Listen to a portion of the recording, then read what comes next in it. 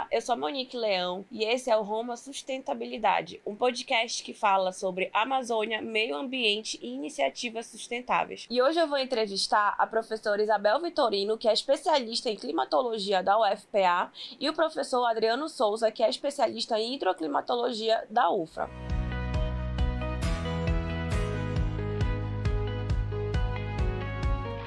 Eu vi uma postagem de um conhecido meu essa semana, esses dias, né, que falou assim: eu queria conseguir entender por que as coisas estão tão feias no Rio Grande do Sul. Acho que muita gente tem essa dúvida, né? Se vocês pudessem explicar um pouco pra gente por que as coisas estão tão feias, que a gente tem visto aquelas cenas horríveis, né, das enchentes no Rio Grande do Sul. A primeira coisa, bom dia a todos, né?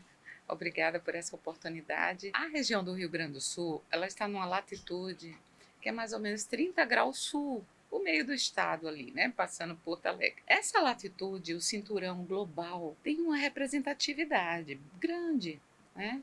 Então, geograficamente, onde está esse lugar que está acontecendo uma catástrofe de tempo? Porque uma semana de evento não é uma característica do clima. Clima, os fenômenos estão associados, mas é uma semana apenas do evento. A chuva diminuiu agora, os efeitos ainda estão ocorrendo, porque foi uma quantidade muito grande de precipitação que ocorreu no estado do Rio Grande do Sul. Então, por que essa quantidade que até então não se tinha observado ainda, né? Tem uma componente muito grande de fenômenos climáticos, e o fenômeno de tempo conhecido popular é o sistema frontal, que é comum ocorrer na região, passar constantemente, em média, a cada 7 dias, passa um sistema frontal na região. Mas o que aconteceu nessa situação? O sistema parou lá e ficou estacionado. E por que ele estacionou? Porque ele quis? Ele sozinho se comanda? Não, ele tem outros colaboradores de escala planetária. Não é, o sistema frontal é um sistema de escala regional, escala sinótica, que nós chamamos. Ele sim, ele está lá atuando. Ele é o causador da chuva, só que para ele ter intensidade, para que ele estacione, ele precisa de outros colaboradores, que é da escala climática. Então nós temos um El Niño ainda no Pacífico, que é um fenômeno de clima, que está ocorrendo desde o ano passado. Esse El Niño, ele agora está desintensificando, mas ele ainda está causando efeito. O nosso período chuvoso aqui em Belém, só fazendo um paralelo, se esperava que na região norte e nordeste do Brasil, a estação chuvosa de dezembro a maio fosse de menor quantidade, e não foi. Por que esse El Niño? O El Niño, na literatura científica, ele reduz a precipitação nessa região e causa excedente no extremo sul do Brasil. Não ocorreu no período de dezembro a maio isso. Não ocorreu. Por quê? Porque esse ano nós temos o Índico, o Oceano Índico, ele está bem distante da gente, muito aquecido, muito aquecido. Então esse Oceano Índico, ele contrabalanceou com as circulações gerais da atmosfera na região da América do Sul sobre o Brasil, que reduziu o efeito do El Niño sobre o norte e nordeste e sobre o extremo sul. Agora, o que está acontecendo? De março, abril para maio, foi esse evento agora de tempo no Rio Grande do Sul, que o El Niño ele está enfraquecendo. E o Índico também já diminuiu o seu aquecimento lá no Oceano Índico. Então, a circulação onde o El Niño está intensificou esse efeito. E os fenômenos de tempo da região norte, tipo zona de convergência intertropical, já estamos em maio, ela já começa a retornar para o hemisfério norte. Então, a alta subtropical, que é um sistema sinótico também, de escala regional a global, adentrou para dentro do continente, mas também com a intensidade absurda. Essa alta, ela responde por circulações planetárias, circulação de Hadley, que nós conhecemos na literatura científica.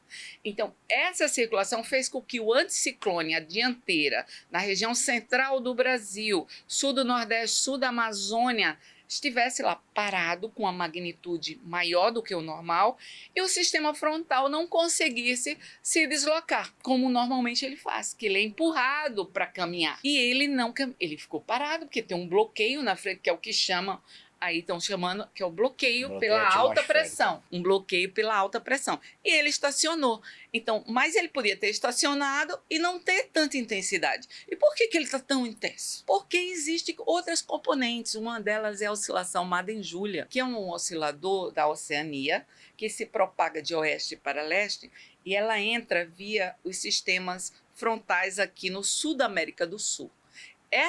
Nessa região, nesse período, a fase dessa oscilação está favorável à intensificação da convecção da nebulosidade e, consequentemente, da precipitação. Então, nós temos esse colaborador que está apostando, está colocando todas as fichas no sistema frontal, a intensificação dele. O Oceano Atlântico, o Atlântico Sul, está mais aquecido do que o normal. Esse aquecimento, não só o Atlântico Sul, o Pacífico está aquecido, por causa do El Niño, o Atlântico Norte tropical também está aquecido, o Índico está aquecido. Então, esse aquecimento todo, na verdade, promove uma quantidade de energia para a atmosfera atmosférica mais aquecida e há mais evaporação para a atmosfera. Essa evaporação, ela vai formar nuvens e essa nuvem vai ter que precipitar em algum lugar. Não dá para a gente dizer exatamente qual dos oceanos está colaborando com essa chuva, mas é uma combinação de fatores, de condições climáticas e o fenômeno de tempo local combinado que ocasionou essa situação. Então, essa é a condição atmosférica, onde o clima, que é mais demorado, os fenômenos que estão sobre os oceanos, porque o oceano, quando ele aquece, ele não esfria rapidamente, nessa escala de bacia oceânica.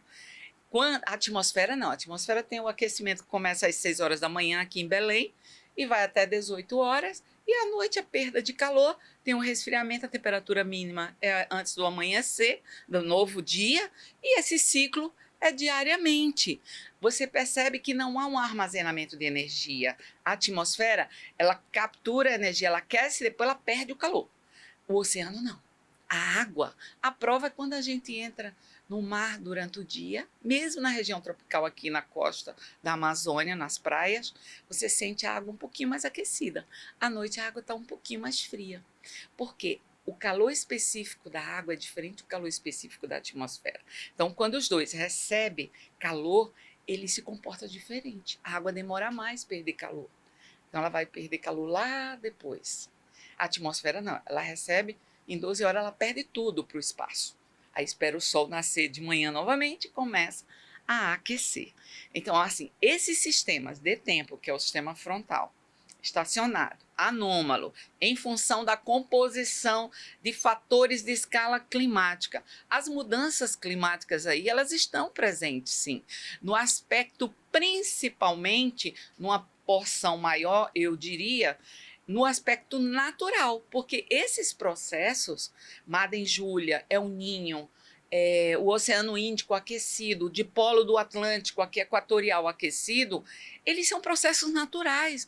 O homem, em nenhum momento, assim, de maneira direta, tem interferência. Onde é que o homem tem interferência? Na construção, na forma que ele lida com o continente, com as atividades sobre o continente. Com o aumento da população, aconteceu na visão do homem, vamos tirar tudo o que atrapalha e construir imóveis para colocar essas pessoas. Sem regras.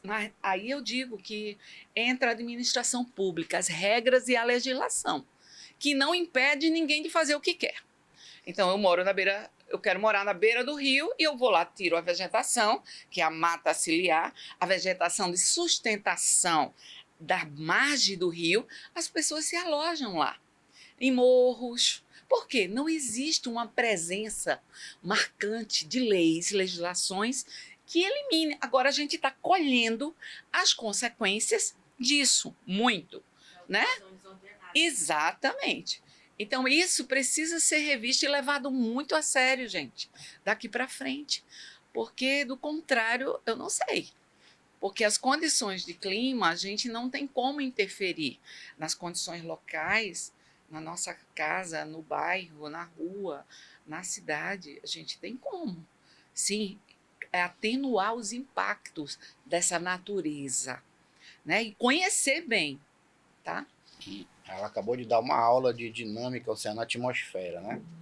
Mas, na prática, quando a gente fala assim do que está acontecendo lá no sul. Por que, né, sua pergunta? Por que está acontecendo lá, né?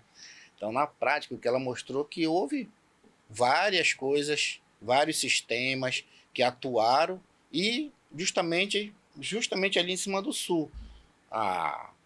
Os oceanos aquecidos, né, esse bloqueio atmosférico que também existe, mas hoje nesse evento ele estava muito mais intensificado, que segurou essa frente não subir, porque ela avança, ela vem, chega em São Paulo, sul da Bahia ali, ela chega tranquilo, mas aí ela ficou estacionada, choveu muito, e essa água teve que chegar até a superfície. Só que quando ela chega à superfície, e aí, o que acontece? Nós tivemos casos de chover em 3 dias 500 milímetros. Não tem sistema urbano que suporte. Você pode ter dimensionado isso dessa melhor hipótese, mas não segura. Não tem sustentabilidade para isso. Porque 500 milímetros em 3 dias, vamos botar por alto aí, 150 a 160 milímetros por dia. Isso significa 160 litros por metro quadrado em 24 horas. Não tem bueiro que aguente, não tem ponte que aguente, não tem sistema de drenagem que aguente. Nós não teríamos no Brasil cidade que aguentasse isso. Não tem como. Não tem sistema de drenagem preparado para isso. Mas aí o que acontece? Foi o que ela está dizendo. O homem vai lá e constrói uma ponte, onde não deveria construir. Com essa força dessa água que ela vem, o que vai acontecer com essa ponte? Ela vai ser levada. Construiu uma estrada ali porque tem que levar daqui para ali, para levar mais economia, tem que levar mais desenvolvimento, e constrói aquela estrada ali cortando a mata ciliar, cortando ali a vegetação, o leito do rio. A água ela vai vir. O que ela vai encontrar aquela estrada? Ela vai levar aquela estrada. Aí mas assim, mas e se acontecesse o que aconteceu lá no sul? Se acontecesse aqui em Belém? Ia ser a mesma coisa. Catástrofe. Ia ser uma catástrofe aqui em Belém. Já que tu tocaste nesse assunto, pensando, né, nisso, existe, assim, chances disso acontecer aqui dentro da Amazônia, em Belém, ou por ter maior quantidade de área verde preservada, é uma coisa mais distante? Nós já tivemos aqui em Belém. Vamos pensar aí, vamos voltar aí 6 anos atrás. 2018 nós tivemos uma chuva aqui em Belém de 160 milímetros em 6 horas. Parou Belém. Belém parou totalmente. Inundou tudo, tivemos problemas seríssimos, né, aqui. Nós não tivemos morte. Isso é fato. Como nós já estamos aí no sul aí com 83 mortes. Não tivemos morte. Mas foi um caos generalizado em Belém. E eu estou te falando 1/3 do que aconteceu lá no sul. 1/3. Aí você imagina se acontecesse os 3/3, né? Mas parou Belém. Por quê? A gente não tem... Está tudo impermeabilizado o solo. Uma das componentes que ela disse aqui, que é o ciclo hidrológico. O processo é natural. A água está aqui, ela vai evaporar. Essa água ela vai subir, ela vai condensar, ela vai virar nuvem. E ela vai ter que descer, porque o processo é o ciclo. E ela vai ter que descer. Né? Nós temos um cálculo que nós fazemos, né? Eu fiz esse cálculo, que esse processo, são 40% dessa água, ela sobe. Ela vai ter que descer.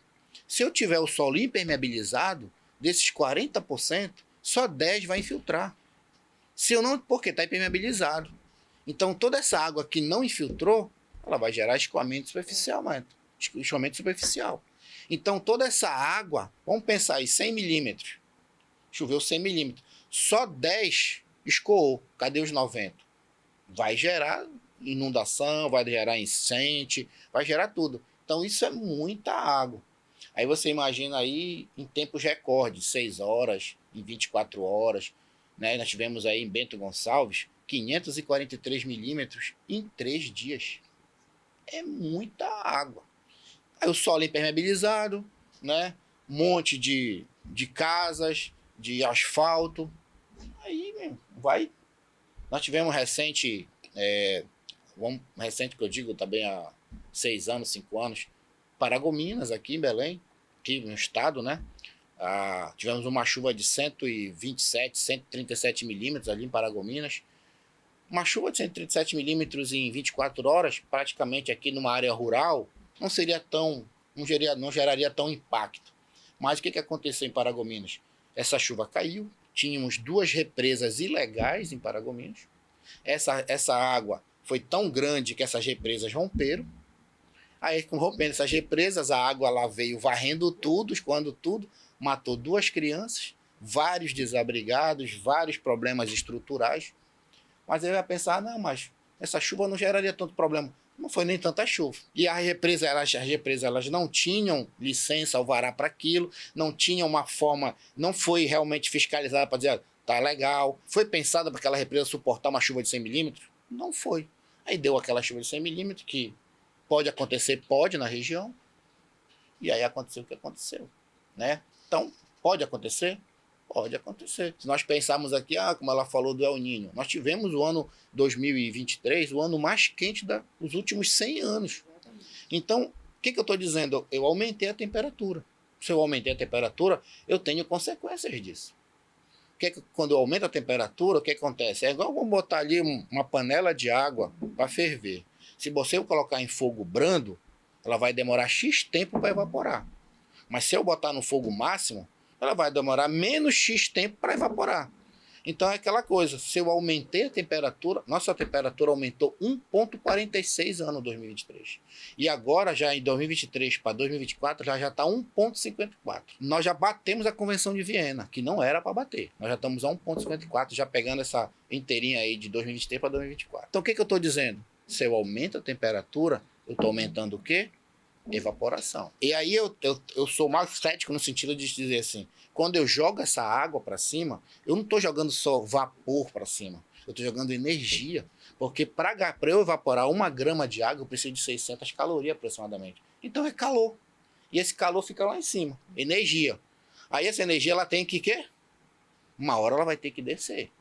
E aí, quando ela desce, aí sai de baixo, porque vai acontecer esses eventos extremos, vai acontecer seca num lado, nós tivemos agora menos de 6 meses, seca na Amazônia, olha agora, muita chuva no sul, né? Então, essas coisas vão continuar acontecendo? Vão continuar acontecendo porque nós estamos aumentando a temperatura do globo. Então, é uma resposta ao aquecimento, né?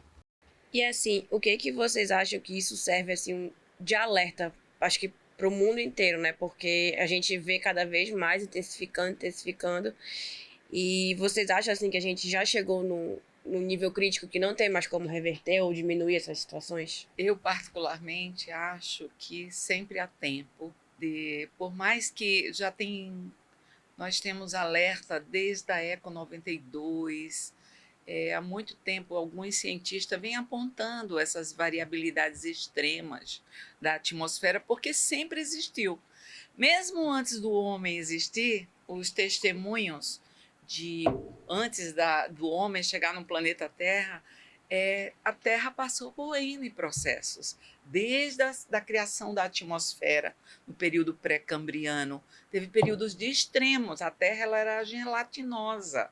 Ela não era firme como ela é hoje, o solo, essa superfície. Então, são processos naturais. E nós temos embutido. O dever da ciência é conhecer esses processos, identificá-los, diagnosticá-los e, se possível, prevê-los, para que a vida humana seja guardada, seja protegida. E o poder público deve ter essa função, que é investimento na ciência, nas pesquisas. E esse alinhamento que precisa ter com relação aos resultados das pesquisas científicas, os centros operacionais de clima e tempo, com as informações com antecedência para que o sistema público tire as pessoas, saiam daquele lugar, porque impedir o fenômeno, o sistema e a magnitude dele, nós não temos condições disso. Então, a gente observa assim que as notícias nas áreas urbanas as maiores metrópoles, as pessoas estão mais atentas a essas informações de tempo e clima, né? Sai de casa, volta ao final do dia. Quanto maior a metrópole, o interior, o pessoal está mais ali dentro daquela tranquilidade. E não é comum acontecer. Então, eu acho que para aquelas pessoas o nível de consciência foi pego mesmo de surpresa. Então, assim, o que mostra, na minha visão, que o poder público, a educação, precisa não estar fazendo drama nem desespero, preparar as pessoas, que é uma realidade que pode acontecer a qualquer instante, em qualquer lugar, né? Mesmo Polo e Equador, que são extremos espaciais de comportamentos atmosféricos, O polo não tem grandes incidências de raios solares. No Polo Norte e no Polo Sul. No Equador é onde nós recebemos a maior quantidade de energia do Sol. E essas latitudes, como está Porto Alegre e as latitudes do hemisfério norte, são regiões de transição espacial entre uma região muito quente, que é a região tropical, a região equatorial, onde está Belém e a Amazônia, e a região mais do Rio Grande do Sul, ali o sul, do extremo sul da América do Sul, que está mais próximo dos polos. Então, horizontalmente, essas regiões, elas favorecem um contraste térmico natural, entendeu? Ao longo do ano. O que precisa é conscientização à população e ações efetivas da sociedade, dos órgãos gestores, políticos, que reduzam os efeitos e guardem as vidas. Né? Isso deve ser, eu acho que, meta. Agora, algumas ações, você perguntou se o ponto está num ponto irreversível da atmosfera, das condições de clima. Eu, particularmente, acho que há tempo de fazer mudanças, se começarmos agora, porque os alertas já vêm sendo dados que esse momento chegaria, porque é um processo natural até. O homem tem contribuição numa área urbana porque é ele que altera para o seu bem viver a área urbana. As modificações econômicas, as mudanças de uso e cobertura são ações humanas, não são ações naturais, né? Só que essa influência do homem é aqui próximo no local, é onde a gente tem as ondas de calor, né? É aquela coisa muito diferenciada de um lugar para o outro, porque tem a ver com a cobertura da região. Se eu tenho uma região com cobertura só concreto, só prédios, só construções urbanas, eu vou ter uma reação da atmosfera ali diferente de uma área mais ruralizada. Pode ocorrer inundação, enchente lá na área rural? Sim, mas os efeitos são outros. Aí a população aqui é mais desperta para esses fenômenos, que estão mais ligados à comunicação, elas estão mais atrás das informações, e às vezes as pessoas do interior, elas estão mais desligadas desses fenômenos, porque a vida é mais tranquila, né? Então então há tempo sim de ações que possam mudar ou atenuar esses efeitos naturais. Já numa visão mais hidrológica, a gente entende que a gente discutiu muito isso agora nos diálogos amazônicos do ano passado, né? Sobre essa questão da COP, e que vai ser ano que vem. Nós discutimos muito sobre isso, a questão do ponto de não retorno, né, da Amazônia, desses eventos. E a gente entende que, sim, existe, a gente ainda está numa fase de a gente conseguir ainda essa resiliência da floresta. Mas o homem tem que trabalhar nisso. Né, um exemplo agora, né, nós estamos com esse evento agora no sul, o rio Taquari, ele transbordou de uma forma que a última vez que aconteceu isso foi em 1941, tá? Que era a maior cota que nós tínhamos ali, que era 4,76. Agora nós já passamos de 5,5, né? Mas o que acontece? Todo o leito, toda a borda do Taquari foi desmatada. Então é a hora de voltar como é, reflorestando, né? Reabilitando ali todo o leito. Então, o homem tem papel nisso, que é ali chegando fazendo esse papel de reabilitação da floresta, reabilitação do leito. Porque se eu tiver essa floresta ali reabilitada no leito do rio, a água é mais difícil de transbordar. Então, esse ponto de não retorno, que tanto está se discutindo hoje na ciência, a gente está chegando num nível que realmente não vai ter mais ponto de não retorno. Não vai voltar mais. Não tem mais como. E não está muito longe, está se discutindo em 2025. Eu sou mais pragmático nisso, né? No sentido de que a gente precisa trabalhar contra isso. Mas quais são as ações que estão sendo feitas? O que nós estamos fazendo? Claro, está sendo discutido bastante coisa, mas quais são as ações práticas? Efetivas, né? De nós realmente chegar e vamos colocar no papel o que nós temos discutido, fazer ações práticas. Eu falo isso muito que nós temos projeto lá em Salinas, a gente fica assustado com as praias, né? Daquele lixo que é gerado. Sim. O lixo não vai para ali sozinho, né? É o homem que joga ali. É triste, né? Principalmente nas épocas de alta estação, que fica...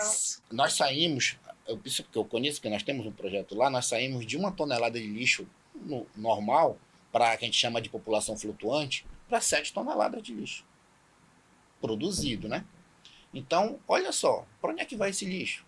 Né? Então, vai para algum lugar, vai para um aterro que nem é aterro. Então, isso vai gerando, é um processo, né?